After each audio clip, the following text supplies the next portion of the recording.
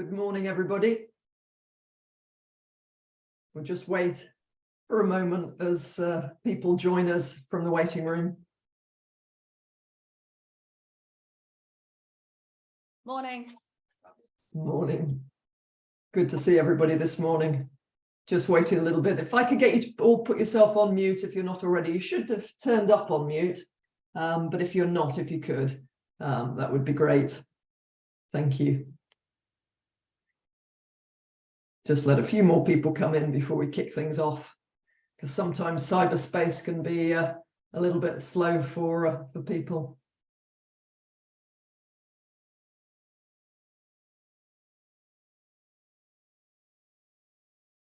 Super. Okay, let's get going. Thank you for joining us today for Women's Sport Trust webinar. I'm Tammy Parler, Chief Executive of the Women's Sport Trust, and I'll be your host for this next 60 minutes. The Women's Sport Trust, founded in 2012, aims to raise the visibility and commercial viability of women's sport in the UK. And our role is to understand the barriers that are stopping women's sport from achieving its potential and develop initiatives and campaigns to overcome them, accelerating change. Through our research projects, we've made significant progress in understanding the visibility of women's sport in the UK, broadened understanding of how to build habit, and helped highlight the needs of committed women's sport fans. However, we believe more data is needed to help understand how to make women's sport commercially viable, to help ensure women's sport is sustainable and elevate women's sport to the platform that it deserves. Therefore, Women's Sport Trust has commissioned this new report to provide fresh thinking and insight on the massive commercial opportunity that the women's sport presents.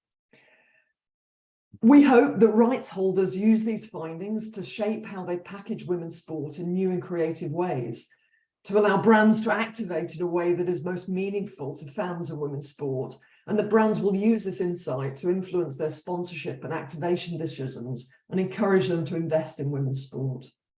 If we can ensure women's sport is visible and viable, then we believe women's sport is set for even more growth in the years to come. Now, following this morning's presentation, there'll be a chance to ask questions, so please list them in the chat as we go.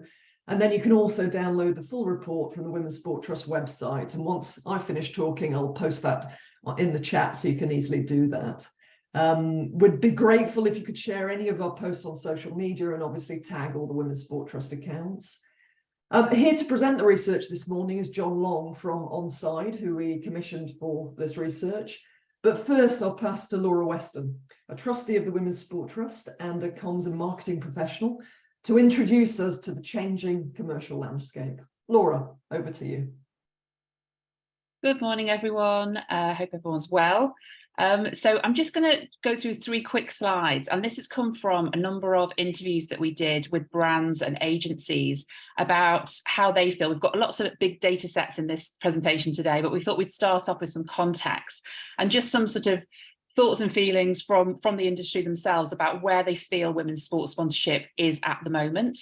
So it's a positive start, thank goodness, to say that the needle is finally moving in terms of women's sports sponsorship. I think for those of us who've been trying to sell it for decades, it feels like we've kind of finally got across that barrier and we're starting to see some traction.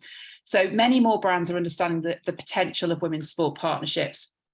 And the way that's coming to life is that we're seeing a lot more conversations about women-only conversations. It's not just kind of the asset, it's just talking about women's only assets. The agencies themselves are saying that they're actively recommending women's only properties now, whereas they weren't before. Brands are requesting much more help in how to activate women's assets. So we're not seeing things lying latent and not being activated.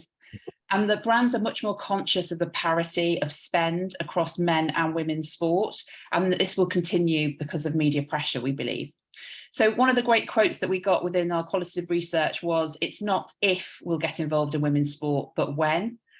So that was very exciting. We're also seeing that the leading sponsorships of women's sport in the UK are now providing brands with a platform equivalent to men's sport, and they're driving change in the way sponsorship is both activated and evaluated. And that, frankly, is not just only good for women's sport, but it's good for the sports sponsorship industry in general, that really think people are looking much more deeply around how they can activate their sponsorships and also evaluate in a much deeper way. Another exciting kind of piece of feedback was that we're seeing a new wave of investment from brands not traditionally associated with sports sponsorship. So if you look quite deeply into our research, you'll see one of the great sponsorships that we highlight is Il Maquillage, the makeup brand with Arsenal Women. And I think that's just a really good example of a brand that's not particularly well known in the UK, but chose a partnership with Arsenal Women to sort of bring it to life. So it's just showing that we're seeing that kind of new entrance into this market and that they're activating in a really interesting way and seeing women's sport as the way of doing that.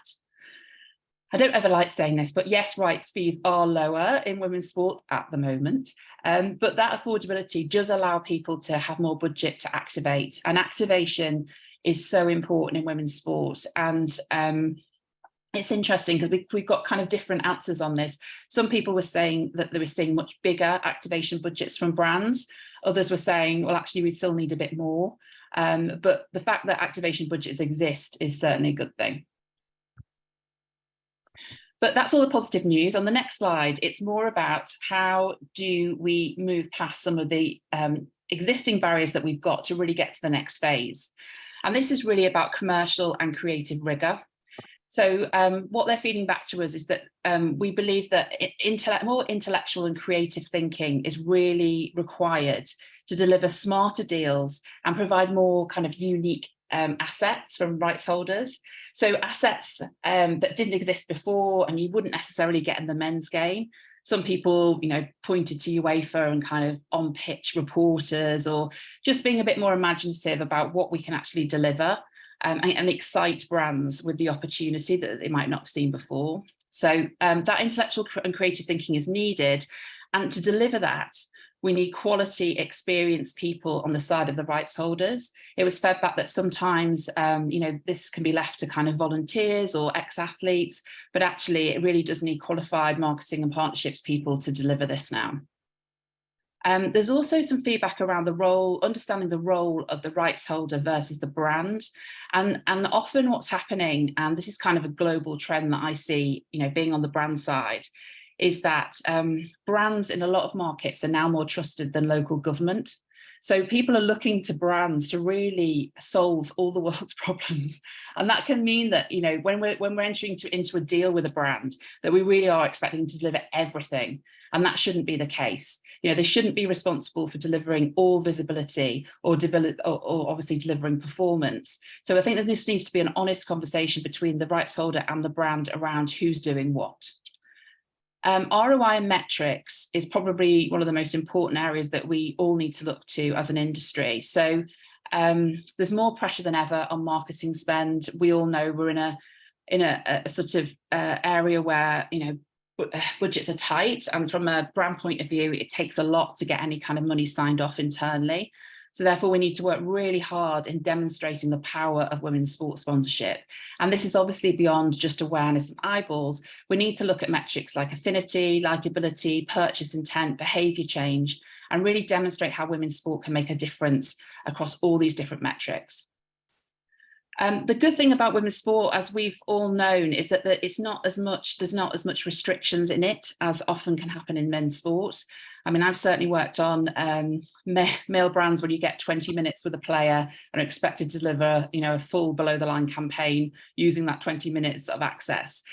Women's sport is obviously not like that. There's more opportunity for access, and that means that you can be more creative and use all of your marketing channels and really realise the full potential of sports sponsorship. So before, where you might have only had small access and been able to do above the line campaign, here you can really look at all your stakeholders and how you can utilise women's sport as a way of integrating, whether it's investors, whether it's internal audiences, whatever it might be. There's a way of really activating a sponsorship in an exciting way, and women's sport allows you to do that. And the final point is just people fed back that they still feel there's a real lack of innovative activation in the UK market, and I think we would agree with that.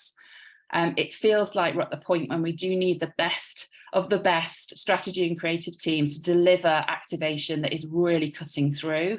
And when we looked at some research from the 2019 Women's Football World Cup, there was very few campaigns that people could actually remember. And I think this is where we're at. So often you could even look at some of the creative that's being put out there, and it's kind of what was been happening in men's sport 5 or 10 years ago. there really is a creative opportunity with women's sport, and we haven't quite got there yet. So we really need to understand how we can do that. And finally, it's about building culture. It's hard to build culture. And for women's sport, I've always thought this was the kind of #1 objective for us, is how do we build cultural relevance around our athletes, around our teams, around our sports. And really what that means is that we need to break our sports stars and our athletes into wider culture. They really need to be more recognisable. And a lot of one way of doing that is looking at cross-cultural opportunities. So really understanding what the athletes are interested in, whether that's fashion, music, issues, and trying to sort of think about how you can activate around them. I mean, at the Women's Sports Trust, we spend a lot of time with athletes through our Unlocked programme. We've got over 100 professional female athletes on that. And I must say that they deliver the most unbelievable content. They are really passionate. They've got, you know, lots of interest that could be activated, but often there's a barrier put between the players and the brand. And one of the feedbacks from last night from Shauna, who's one of our rugby players on the programme, is that she said, I wish that people would speak to us more and understand what we're passionate about, and then we can amplify that together. I think that's where the creativity could come, if we could actually talk to the players directly. And the word distinctiveness seems to be the word du jour in women's sport at the moment. It looks like sponsors are looking at properties through a subtly different lens. And so we just need to kind of work with that and think about how we can be more distinctive. We don't always have to differentiate, but we do need to be distinctive and really think about what our brand objectives are and what are the societal trends. Can we be on the zeitgeist, understand what's going on, and then how do we activate based on that? And then purpose to performance is a really interesting topic that I think we'd love to dig into a little bit more, is that we know in women's sport, purpose was the sort of main, thrust of most of the brand activations that we were seeing. And that was because it was around sort of the zeitgeist of the Me Too movement and all those elements. It became about equality a lot of the time. A lot of what we were seeing in terms of content was about equality. But what you'll see in this data, which I think is really interesting, is that we need to move to thinking more about performance. Women's sports fans do want to see excellent performance. I love netball, and there's nothing better than I like to see on social media than amazing goals, amazing footwork. I just kind of look to it for inspiration. And I think that's sometimes overlooked. So we need to think about performance as well as purpose and understand what the balance can be there. And then finally, storytelling is absolutely key. So there's still a lack of understanding of what women's sport fans want. And some brands are even feeding back to us that they really are still struggling with how to activate and tell stories, and even are struggling in terms of tonality and language. You know, how do they say the right thing? What is the right thing to say? And how do we make this engaging and appropriate? So there's still a lot more work that needs to be done in trying to understand storytelling, how it can be compelling, and really have a strong call to action for people to engage much more. Okay, that's me. Thanks very much, Laura. And so I'm going to pick up from that now and talk to the new research that we've done at Onside with the Women's Sports Trust. I'm going to present around about just over a dozen or so slides today. There are a lot more in the deck that's available for download from the Women's Sports Trust website. When it comes to women's sports and the commercialization and particularly sponsorship of that, people like Laura, people like myself, we've been working for Laura said a decade. I started to count and it was nearer 2 decades for me, which is a bit worrying. I've been pushing women's sport and the commercial appeal for it for a long time. And frankly, it began as an emotional appeal. But hopefully what we can present today starts to take it away from that and move it into a much more concrete and evidence-backed process. And I think that for me is really summed up by one of the things that Tammy talks to a lot at the Women's Sports Trust, which is that movement from being worthy to irresistible. And that the steps on that path that Tammy talks about are worthy, appealing, investable, and irresistible. And if I can't quite present irresistible today, which I hope some of you will see within this, then certainly I'm extremely confident that when it comes to investable, what we've got here can allow you as a rights holder, can allow you as a brand, can allow you as an agency to really demonstrate to the people that you work with that what you're working with or investing in or seeking to sponsor really is investable. And so the 5 sort of broad areas that I'm going to cover off are awareness, where we're now really confident that the awareness levels are the same as men's sports sponsorship. So we don't have an awareness problem at the top level. There are properties available there that can deliver on that. Affinity and consideration. Actually, when we look at some of these specific women's sports properties, we find that affinity and consideration levels are extremely high. When it comes to positioning, there's been a bit of a, well, it's women's sports, so we need to focus on it being about diversity, inclusion, or equality. Well, the evidence from consumers is that that positioning doesn't just need to be about that. If you're a brand and you want to use women's sport to reflect whatever your brand objectives are, there's a space for you somewhere within there. Fourthly, then, in terms of activation, that means that sort of linking to that a little bit, the types of activation that you can do and the extent of activation that you can do can be not only braver, but also broader. And finally, the British public really want to see brand investment, not just at the elite end of women's sport, but all the way through the pyramid there. So I'll be providing some evidence to support all of that. I'll just give you a little bit of a background of how we work through a process. So as Laura said, you know, the Women's Sports Trust team, as part of this process, spoke to over 20 brands and agencies that are investing in women's sport to give us that sort of picture from the coalface. At Onside, we have some ongoing research that we do every quarter around sponsorship in the UK. We talk generally about sponsorship and ask people what's top of mind for them, but we also talk specifically about certain areas, including women's sports sponsorship. So we've got 2 waves of that to look at, which I'll come to in a moment. And then we did some consumer research as well. So it's a brand new consumer research that really built on some of the things that we already knew from that ongoing research. But if I start with that ongoing research, the first sort of piece of the jigsaw, if you like, that we wanted to look at is, who are those sponsors that are top of mind when it comes to women's sport? You know, what appeals to consumers? And the brands that you can see here are the ones that sit at the top of that tree, if you like, in terms of consumer appeal. What you'll notice from these brands, and it's you know, we have these 2 lists, if you like, is that the general sponsors of sport are also the ones that are top of the women's tree, if you like, or many of them are. So, you know, most of these brands that you can see here are already sports sponsors. You know, they've been, many of them involved in men's sport for many decades. Some of them have joint properties. Not very many of them only invest in women's sport, but it is delivering, you know, better returns for some of those brands through their women's sports property than their sports generally. So some of those brands that are outperforming, if you like, on the women's side include Visa, Vitality, MasterCard, Lucozade, and Nationwide. We took those top performing brands, and what we wanted to do next was sort of find out what they're doing. So we looked at the launch announcements that we made. We looked at the positioning that they talk about in terms of their sponsorships, both on the women's side and the men's side, so these top performing sponsorships. And we looked at the ways that they activated.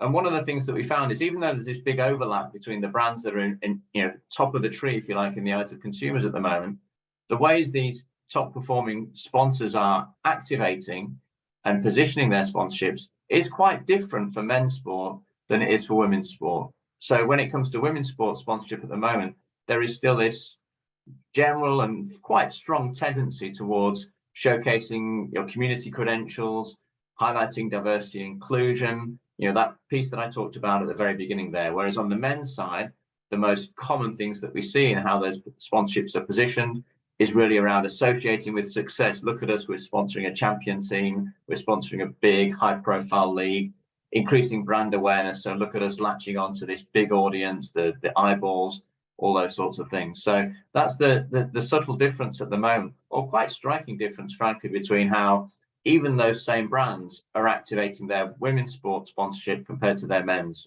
even when it's a joint part of a joint piece. So that's the background. We went then from looking at those, you know, that ongoing research to do some new research, and we wanted to dig in deep to some of those top performing sponsorships. So we did a consumer study. As part of that consumer study, we looked at 20 specific sponsorships.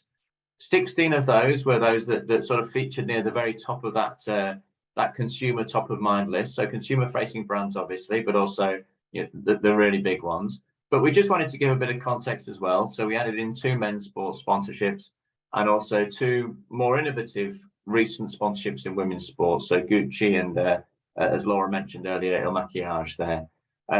I'll now sort of move into the research that we have. I'm only going to focus in on 10 of those 20, just to make the slides a little bit easier for you to see. But in the appendices and the report that you can download, there's a list of all 20 there. Ones near the very top of the list, a lot of those were in football, but it's not just football that is generating reach. But the key message here, and this is the awareness slide, is that women's sports sponsorships can generate significant awareness for brands. And so of the 18 that we tested, 24.5 million people in the UK, adults in the UK, are aware of any of, at least one of those women's sports sponsorships. The ones that sit at the top of the tree, with 1 in 4 UK adults being aware of those, are sponsorships like the O2's official partnership with the Red Roses, that's the England Women's Rugby Union team, Barclays and their sponsorship of the Women's Super League, Nike and their partnership with the England Women's Football team. Some things in common there, a lot of football, as I'd said, but also national team and leagues, those sorts of things. We don't see players right at the top there of that high levels of awareness. What I would say about those high levels of awareness, 13, 14 million people being aware of them, that's 1 in 4 UK adults. When you start to look at that the audiences in a bit more depth, if you go into avid sports fans, so that's not just fans of women's sport, but anyone who's at all a fan of sport, then awareness of those, O2, Barclays partnerships jumps up to 1 in 2 avid sports fans being aware of that. And when you move into women's sports fans specifically, so avid women's sports fans, then that moves up to around about 60% for those highest ones. So really, really high levels of awareness possible through these major partnerships. Moving sort of down a level, I suppose, you can't see on this slide, but just for information, when you start to look at some of the partnerships in netball, so Vitality and netball, a very long-standing one, or a cricket partnership, you're probably looking at around about 1 in 6 being aware of the most successful partnerships there. So still really, really good reach. And for a mainstream brand, certainly something that you can work with. So that's awareness, that reach piece that has always been a challenge for women's sport historically. If we move on to affinity, I think the brilliant thing here is that even though reach is growing for these big properties that I just talked about there, like Women's Super League, like Red Roses, affinity is still good. So, although you'll see, O2 and Barclays at the bottom of this list here, when you think about what the size of that audience is, that's 5 million people who feel differently and better about the brand as a result of that partnership.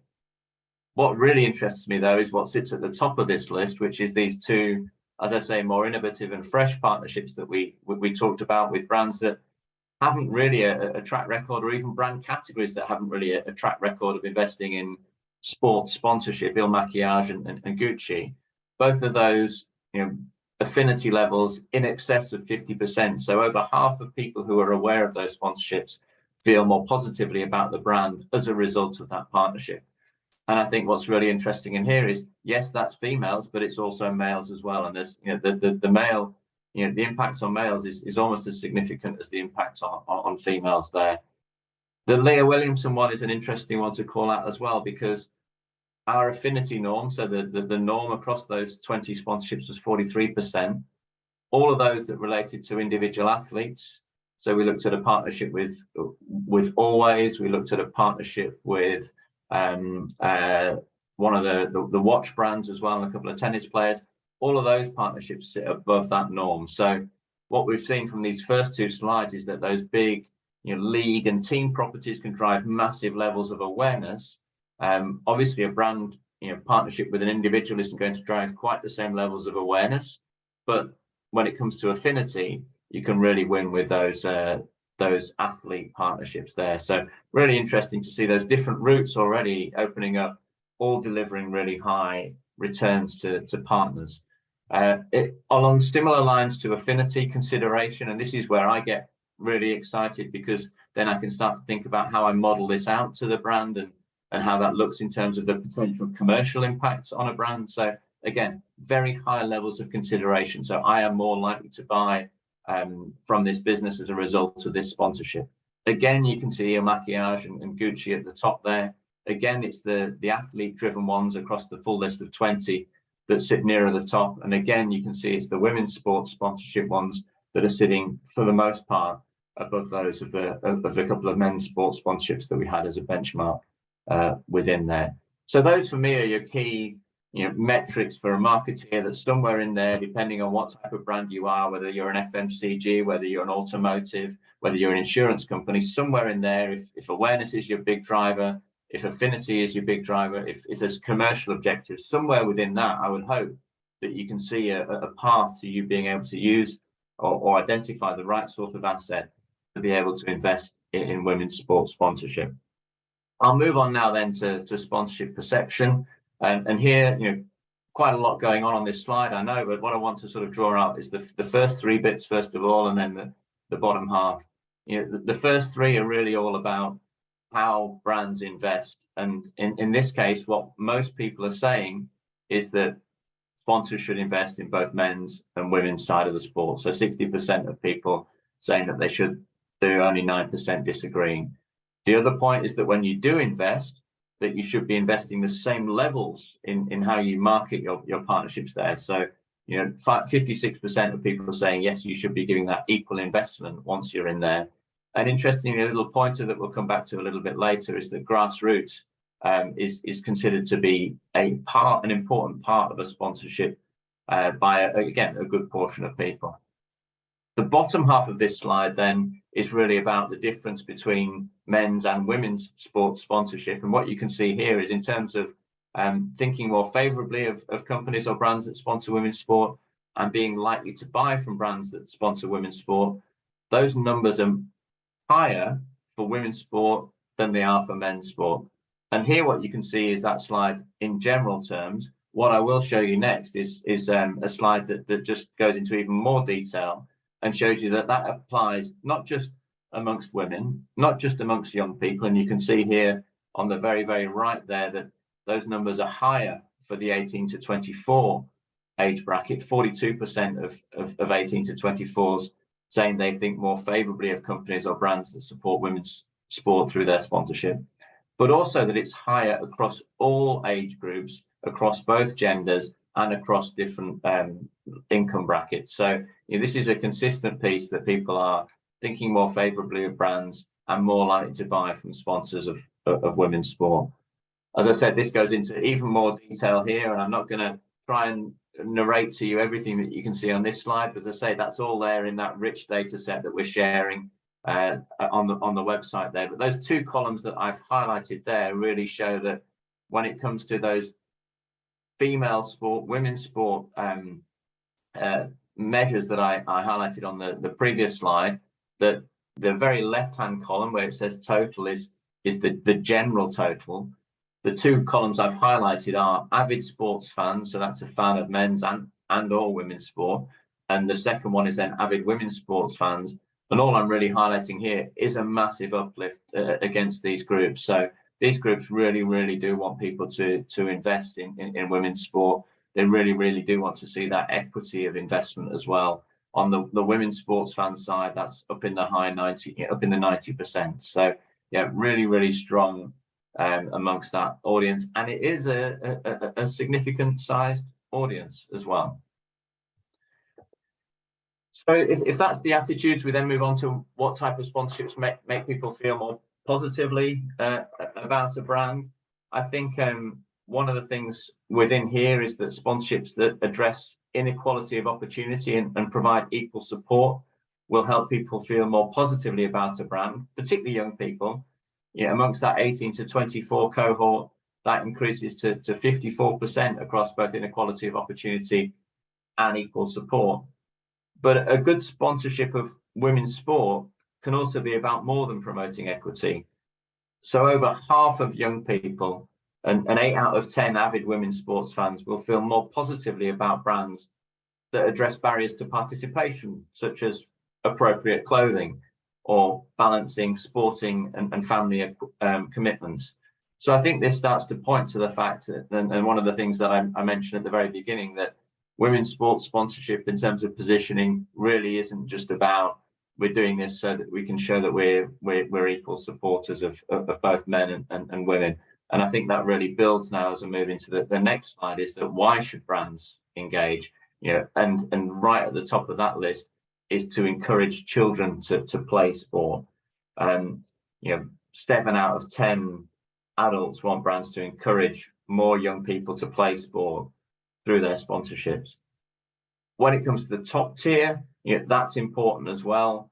Driving media coverage, building excitement, and growing the fan base are all seen as important. If you think back to what Laura was talking about before, that piece around excitement, that piece around making more people aware of not just the sport and the team, but the athletes as well, is a really, really important thing to not just the avid women's sports fan. You can see those numbers up in the high 80% again there, but also to people generally, and particularly young people, as we can see within this slide here.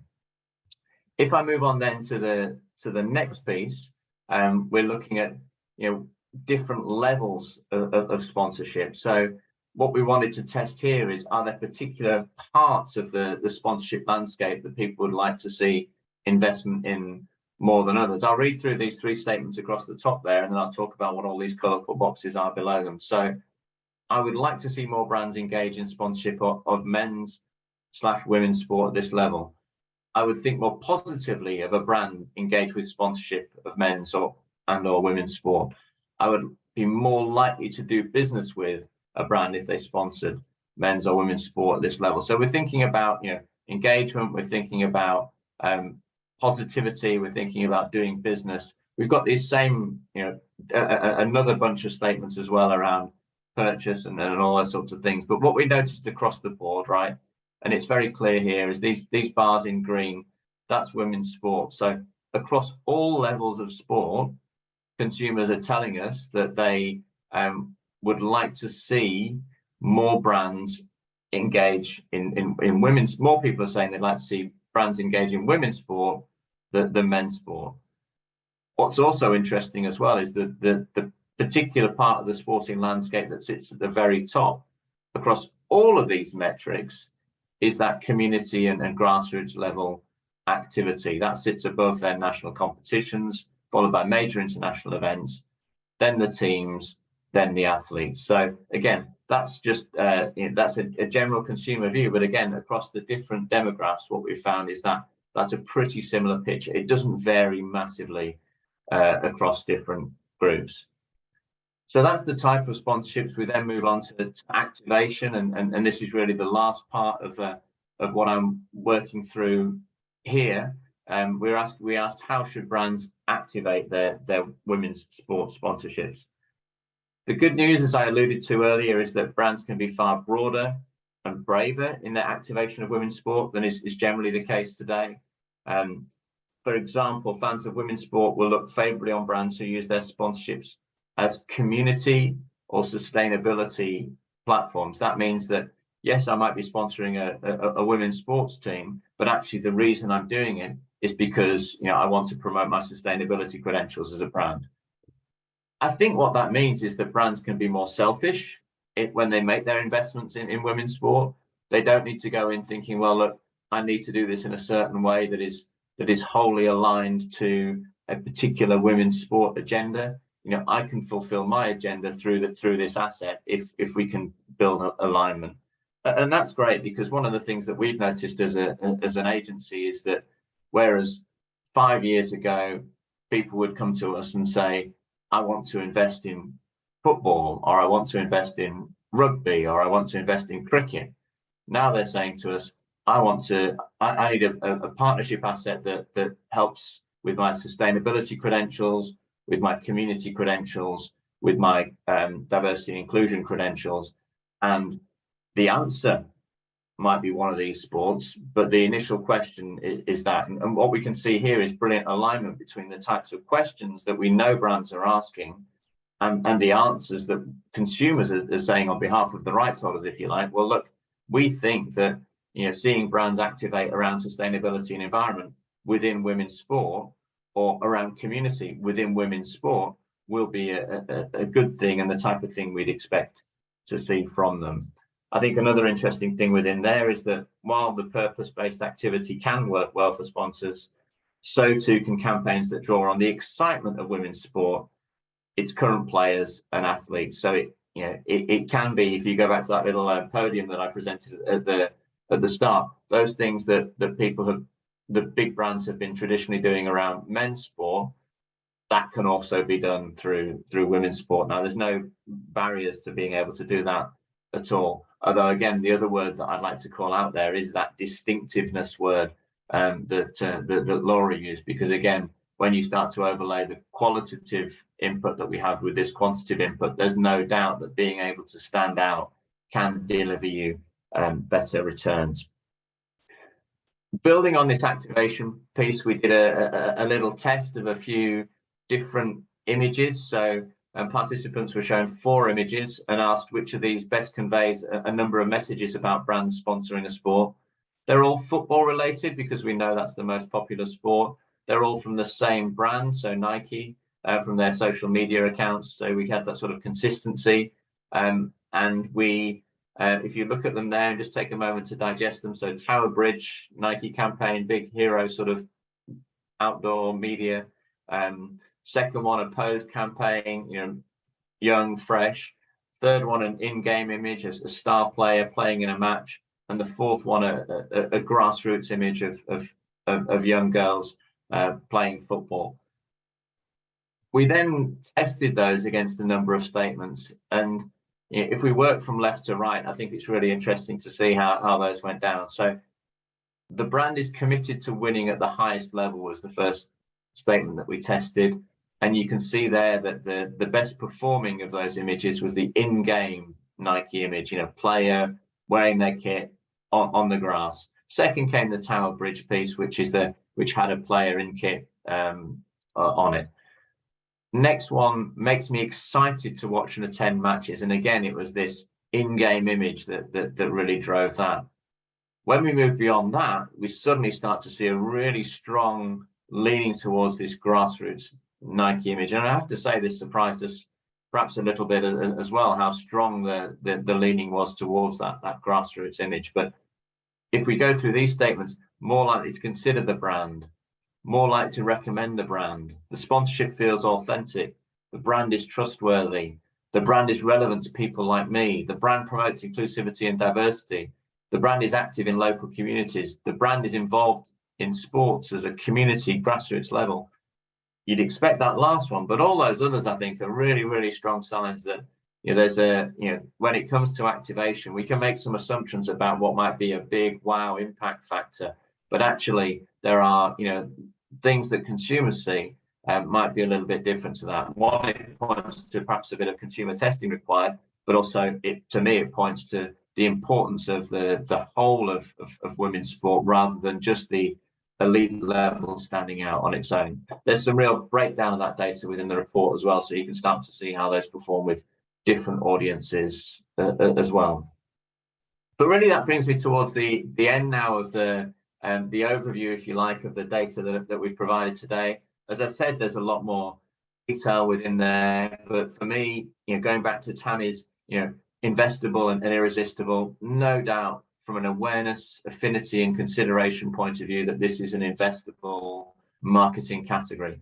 From a positioning and activation point of view, for me, again, it's clear that there are many broader ways that you can both position your women's sports sponsorship as a brand, how you can sell your women's sports sponsorship as a rights holder, how you can help activate that women's sports sponsorship as an agency. And when it comes to investment at all levels of a sport, more consumers are more likely to do business with a sponsor of women's sport than men's sport.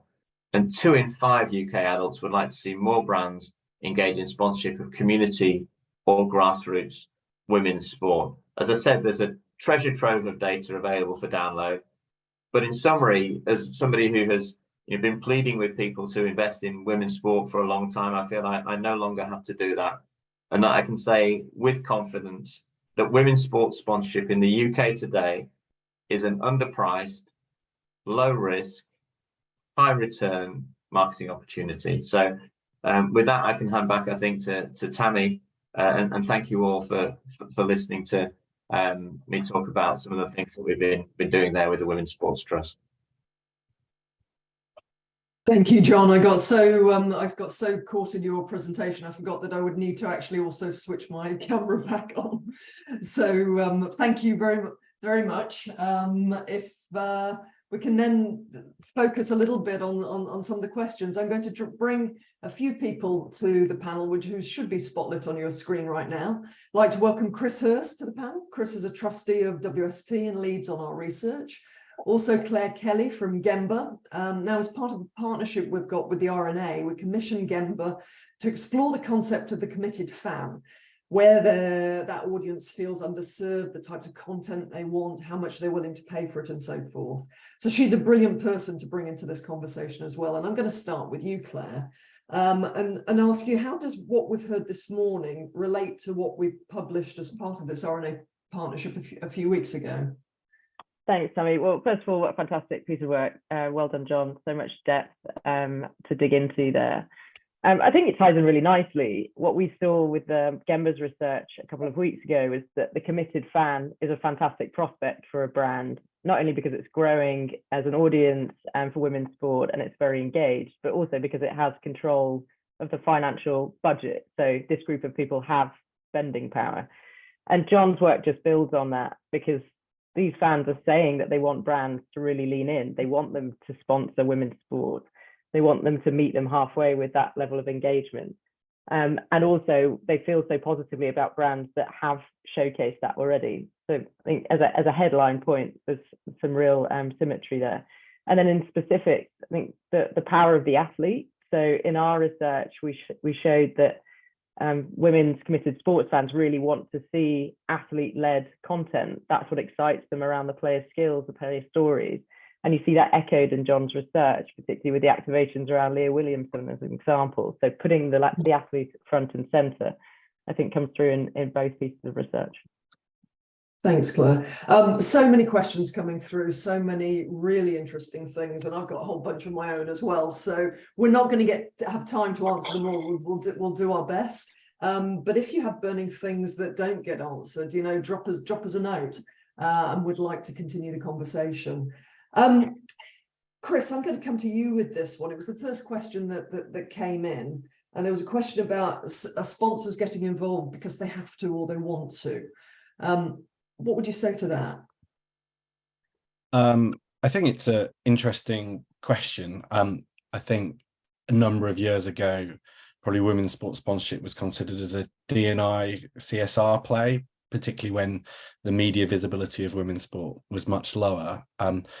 As we've shown in our other recent work, media visibility for women's sport, although there's still a long way to go, has never been higher. So January to May saw record-breaking broadcast figures, as the work that Claire's done for us showed there's 6 million committed women's sports fans in the country. So the impact of that means that I think women's sports sponsorship will become less about a CSR, D&I, we have to do this, rather than, and hopefully transform into, we can't afford to not be in this space because of the commercial opportunity that exists.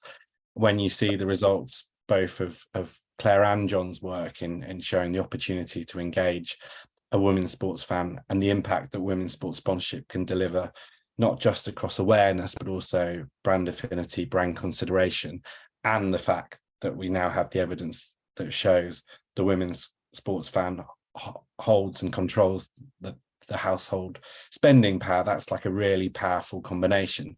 What I think will be interesting is most activation so far is probably focused, as John showed, more around kind of community and purpose, and that clearly, as the results show, will continue to be an important thing. But I think as the on-field product continues to get better and better, and the Women's Sports Trust we're lucky enough to hold an event last night at the Oval where just the quality of cricket on show between England and Australia was just elite sport at its best. I think that's really exciting as well, because it will move the storytelling just away from being focused on purpose, and allow rights holders and brands to also tell fantastic stories around performance. Yeah, there's been a number of questions in the chat around this whole speaking. sort of I think somebody else. I think we've got somebody who's taken themselves off mute. So if you could pop yourself back on, that would be brilliant. Thank you very much. This whole sort of question around purpose and performance has come up a number of times in the chat, and there's a question that I think links to that. I think you've answered it to some extent, but is it possible that brands are still focusing, or one you could say have been focusing, on the social responsibility side because they think they have to prove its worth? Do you think that's why we've been focusing more on purpose, social responsibility, waiting for excitement to build? What would you answer to that, Chris? I think to some extent, kind of storytellers have been limited in some of the stories that they can tell, because as some of the work that Gemba did as part of the RNA study, like statistical information about women's sport is still incredibly hard to find. In fact, that piece of research, so the statistics around women's sport, that is the biggest gap between men's sport in terms of information that's kind of hard to access. So I think that there have been some limitations around telling performance related stories that hopefully will begin to see change, particularly when some of the evidence that we've presented here is that people want a mix of stories, and so perhaps it's the rights holders' role to really lead on storytelling around performance, but also provide the appropriate brands to help tell those stories that celebrate on-field skills, provide greater depth around tactical analysis, but then also tell those stories around kind of purpose and kind of get to the core of kind of issues that people care about. So as John showed in his presentation earlier, using women's sport as a way to telling stories around community, sustainability. I think that's really interesting as well. And so rather than kind of sponsorship activation, just relying on media visibility and placement of logos and really kind of traditional activations of sponsorship, perhaps women's sport can lead the way in revolutionizing kind of the way in which sponsorship can be activated across the whole playbook. John, I'm going to move to you now. There was a great question in here from Olivia at DAZN. So I'm going to just read that out. Do we believe we have enough brands opting for an always on in women's sport approach, or are too many brands on opting for potential less activations, but in larger budget, high performing competitions such as Women's Six Nations or UEFA?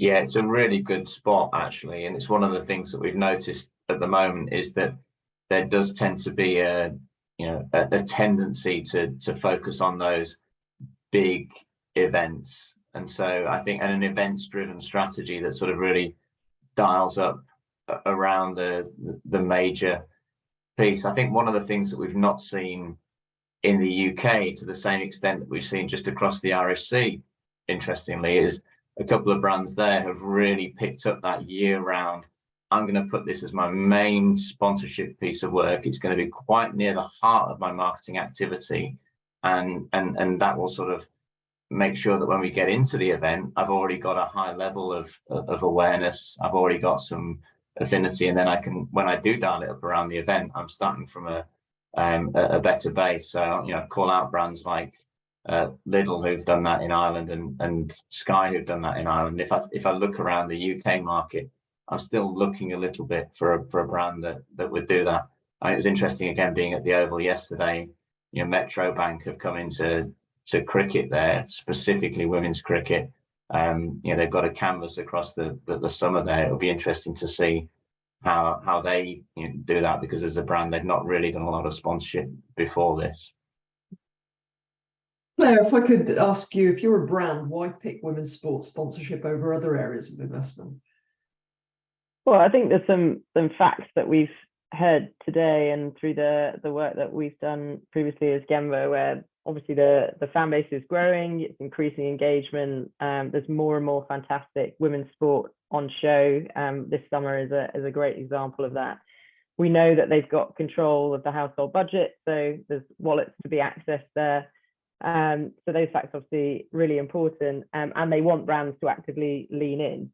But beyond that, sport in general just evokes a passion and an emotion in fans and consumers that other industries could only dream of. I come from retail, and that would be something that we would be desperate to invoke in our customers, and we see that in spades in sport, and with women's sport particularly at the moment. There is such a movement around it. So as a brand, it feels like such a fantastic platform to get involved in and meet the fans halfway. There's some question here from Matt Cutler. Do we have any insight why Il Makiage Arsenal sponsorship is performing so well?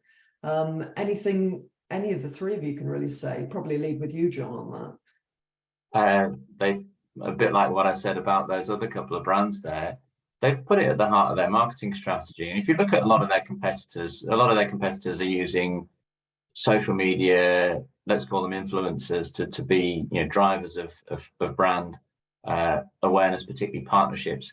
Here, what if you go to, you know, Il Makiage's Instagram page, you know, the description of the brand has, you know, the first ever beauty partner of Arsenal women's team. You know, that's that they've put this at the heart of their marketing campaign.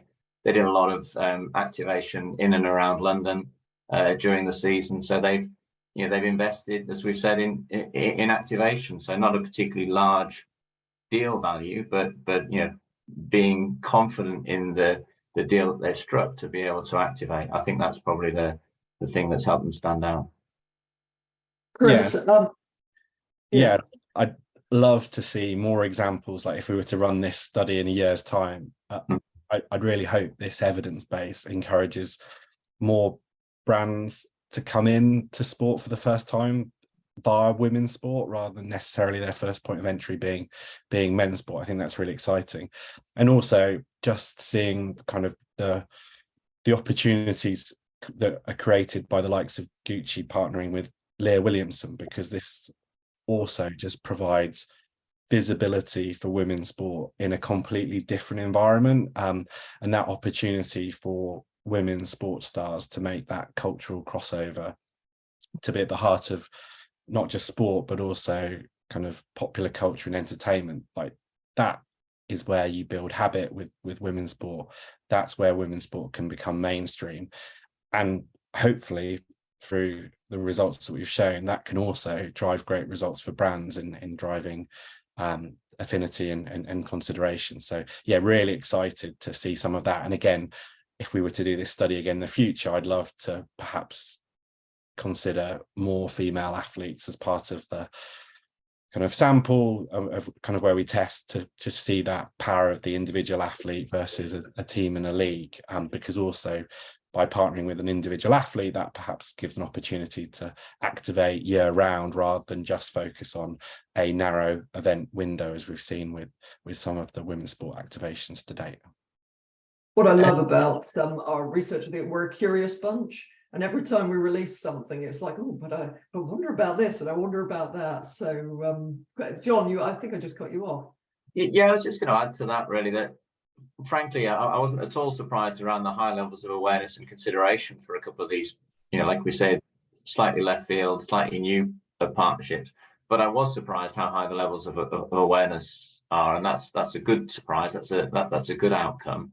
And I think, you know, that's, you know, one of the conversations I was having last night was with Chelsea Football Club, who now have a commercial team focusing on women's sport, and that's that they're doing that for a reason, right? They feel there's value there that exists that didn't exist before, and that's you know, maybe only the first part, but it's a part of a trend that we'll see. And you know, once you've got these sorts of numbers of awareness, then you can really start to build on that. So I think that's, you know, all those bits of the jigsaw seem to be fitting together and talking to each other and making sense.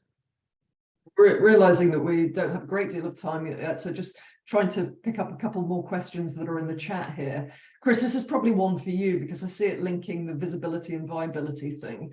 Emerson saying, what role do you feel that media rights have to unlocking sponsorship? Are you able to touch on that? Yeah, I mean, with media rights, women's sport is obviously trying to balance the tightrope of reach and revenue at the moment. It's going to be fascinating to see how some of the big rights deals play out in the UK. So WSL rights, women's domestic rugby union rights, all obviously being discussed in the coming months, let alone obviously looking overseas to see how the likes of the NWSL perform. I think media rights clearly key to visibility, but also the opportunities that they provide for brands to activate around them. Personally, I'm really excited about watching the Women's World Cup, and not just watching BBC's coverage, but also ITV's coverage, and seeing what brands advertise during the commercial breaks, because we haven't had a major international women's football tournament on a commercial broadcaster for 6 years. So the Women's Euros back in 2017 on Channel 4.